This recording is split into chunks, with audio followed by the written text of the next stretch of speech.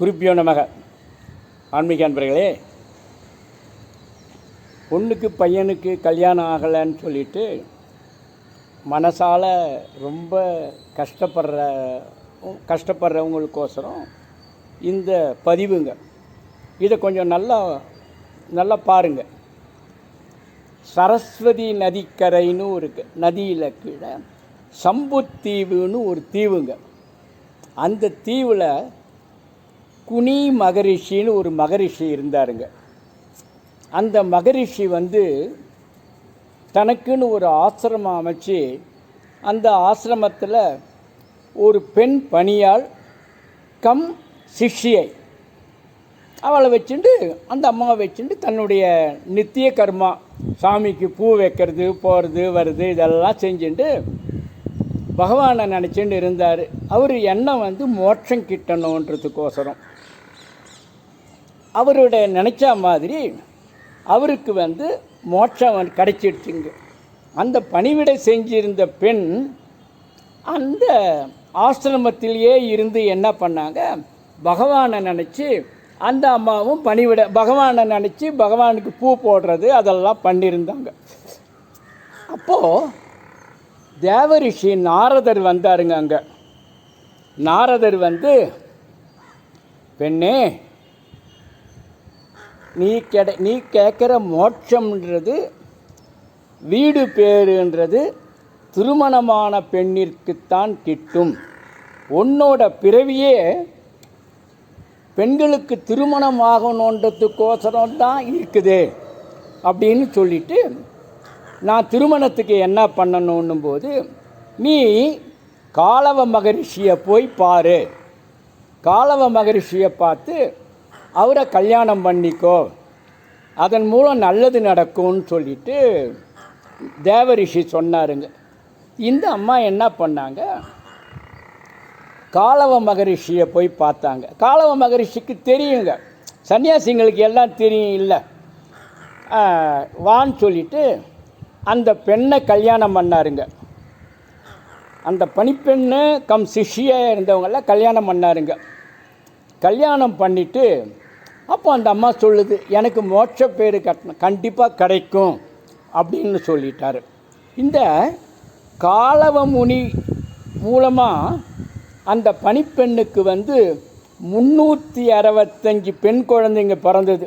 ஏன்னா ஒரு பெண் குழந்தை பிறந்து ஒரு பிள்ளை இருக்குது கல்யாணம் பண்ணலையேன்னு கஷ்டப்படாதீங்க, அதுக்கு தான் இதை சொல்கிறேன் நான்.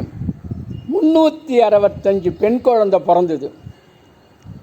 அவர் வசனப்படலாம், கல்யாணம் ஆகலையே என்ன பண்ணுறது ஏது பண்ணுறதுன்னு சொல்லும்போது அவருக்கு அசரீரியாக தோணித்துங்க. எப்படின்னா, நீ வா அப்படின்னு சொல்லிட்டு நாராயணன் சொல்கிறாருங்க. எங்கே வர சொல்கிறாரு தெரியுங்களா? சொல்கிறேன் கேளுங்க. சென்னையிலேருந்து மகாபலிபுரம் போகிற வழியில் 42 கிலோமீட்டரில் திருவிடந்தைன்னு ஒரு ஊருங்க. அந்த ஊருக்கு இந்த காலவ முனிவரை வர சொல்கிறாருங்க. அவர் அங்கே போயிட்டு பகவான்கிட்ட வேண்டுறாரு, ஒரு பொண்ணு பெற்றா பரவாயில்ல, நான் 365 பொண்ணை பெற்றனை, நான் எப்படி கல்யாணம் பண்ணி கொடுப்பேன், எப்படி நான் கரையேற்றுவேன்னும் போது பகவான் சொல்கிறாருங்க, திருவிடந்தையில் இருக்கிற ஆதிவராக மூர்த்தி.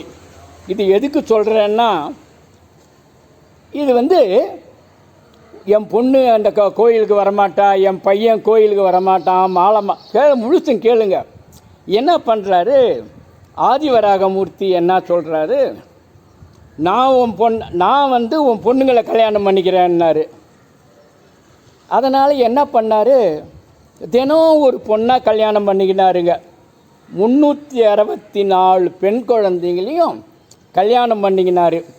365வது பெண் குழந்தைய கல்யாணம் பண்ணிக்கும்போது அந்த 364 குழந்தையும் பெண்களும் ஒரு அவதாரமாக ஆயிடுச்சுங்க. 364 + 1 365 ஆயிடுச்சு.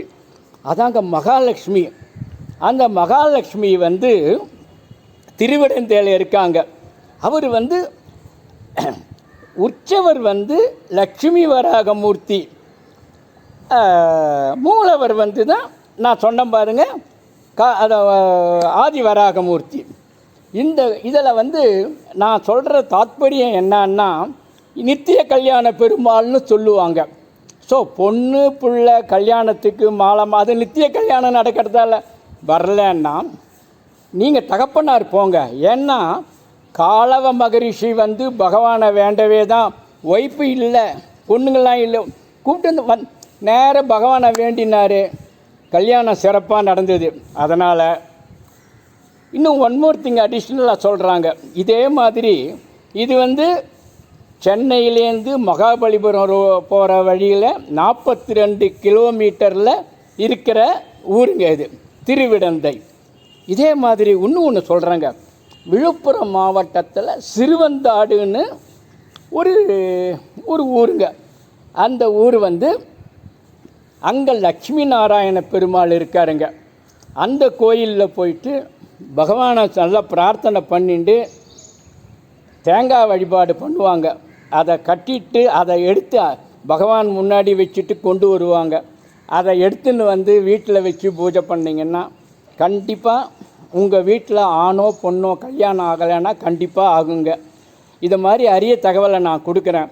திலக் ஸ்ரீதரன்னு யூடியூப்பில் சப்ஸ்கிரைப் பண்ணி அருகில் இருக்கிற பெல் பட்டனை அழுத்தினீங்கன்னா இது மாதிரி நிறைய ஆன்மீக தகவலை கொடுக்குறேன்.